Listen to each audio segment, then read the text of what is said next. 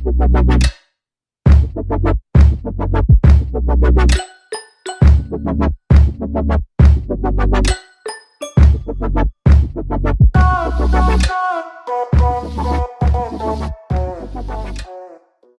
guys, Pastor Kevin Gandy here, and it's another week of Homeschool for the Soul at Real Life LA, and today we're talking conflict.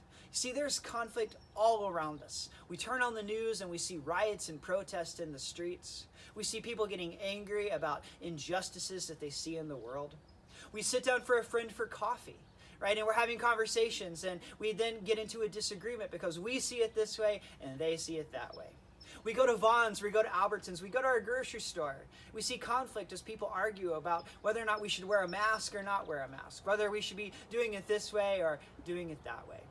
There is conflict all around us. And this has been exacerbated by the fact that we've been in quarantine, we've been in lockdown, we've been in isolation for so many months, which has caused us to get, really stressed about not only things going on in our own personal life, but the world around us. We haven't had a great way to process or to have conversation with other people about things going on in our world. And this can cause us to get into conflict. And we see it all around us. But here's the deal.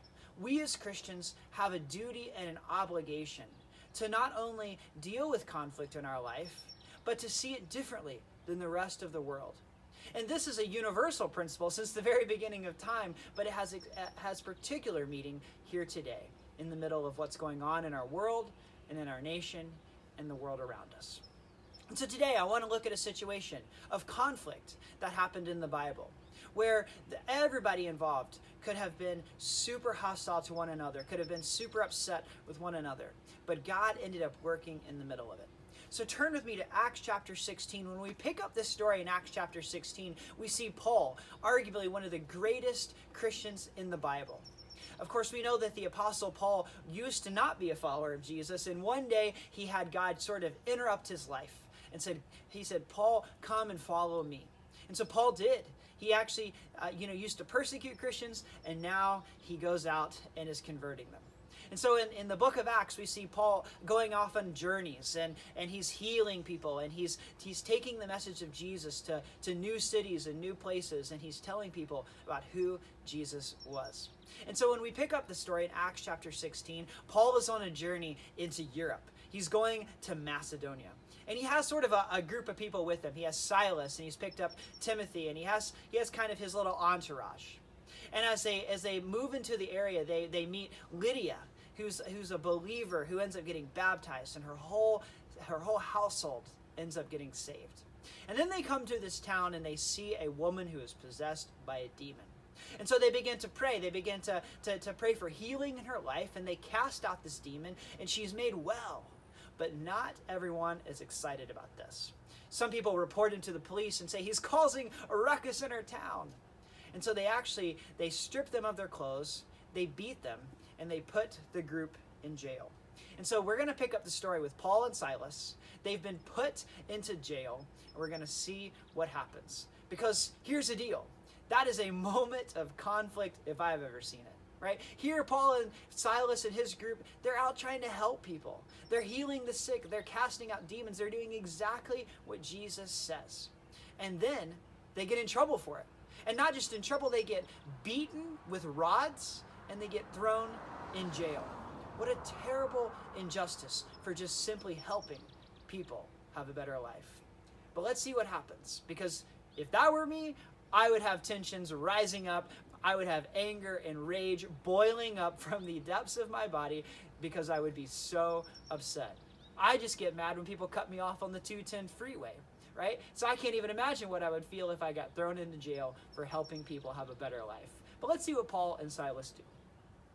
This is Acts 16, verse 25. About midnight, Paul and Silas were praying and singing hymns to God, and the prisoners were listening to them. And suddenly there was a great earthquake, so that the foundations of the earth were shaken. And immediately all the doors were opened, and everyone's bonds were unfastened. Now this is their moment, right? Earthquake comes, they're like, God is saving us, right? The shackles fall off, they're no longer bound, right? They now can literally just run out of the jail and no one will even know. This is their breakthrough. But do they leave? No, here's what happens. When the jailer woke and saw that the prison doors were open, he drew his sword and was about to kill himself, supposing that maybe the prisoners had escaped. But Paul cried with a loud voice, "Do not harm yourself, for we are all here." Amazing, right? They had an opportunity to escape prison for something that they really didn't even do wrong, and they don't take it. And he says, the jailer called, and he was trembling with fear, and he fell down before Paul and Silas. Verse 30. Then he brought them out and said, "Sirs, what must I do to be saved?" What an incredible story, but an even more incredible question. That the jailer, realizing that he would have been killed for letting the prisoners escape, he almost kills himself in this moment of agony. And then Paul and Silas, they cry out, and they're like, "Don't! We're still here." And the man falls down and he says, "What must I do to be saved?" That day, that man became a Christian, and then his whole entire household was saved. You see, for Paul and Silas, they were in conflict with their jailer. They were in conflict with the authorities. They were in conflict with the men who put them in prison. They had every right to be upset and to be angry and to just be so upset that they had been cast into prison for helping people have a better life. But in the moment of despair, in the moment of anger, in the moment of conflict, they chose to respond differently.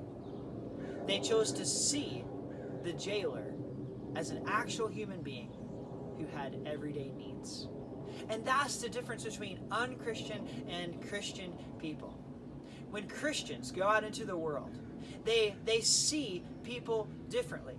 They see people as Jesus would have saw them. When they see people around them, Christians ask the question, how can I help my neighbor? Because our neighbors have needs.